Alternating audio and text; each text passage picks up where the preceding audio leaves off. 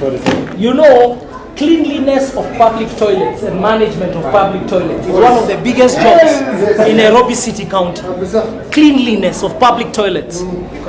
And public toilets must be managed the right way. So let me show you how we shall do it when we get there. Huh? There's nothing strange. Sawa?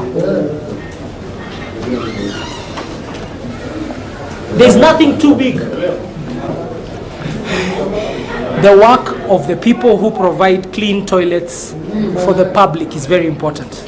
And for a long time it has been considered to be dirty work. This is responsible work. And young people must take up the task of managing these public toilets the right way. And therefore I have come to wash the public toilet to show you the dignity Nairobians will enjoy. We are very short of public toilets. These ones were built when Nairobi started, right in the middle of CBD.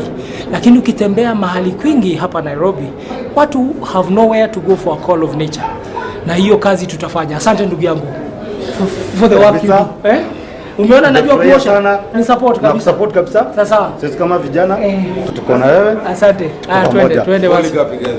Umeniona? Yes. Haya twende. Wacha nitoke na hii. Mike. Kwa salama. Nikisema Nairobi mnasema tunavyoitaka. Nairobi tunavyoitaka. Nairobi tunavyoitaka. Nimekuja hapa kuonyeshana kazi ya gavana ni ya kutumika. Na tuna ukosefu mwingi sana wa public toilets jijini Nairobi. Na ndiposa nimekuja hapa na nionyeshe sio public toilet tu, lazima toilet ikue, choo ikue safi. Sawa sawa? Na huu utakuwa mji safi.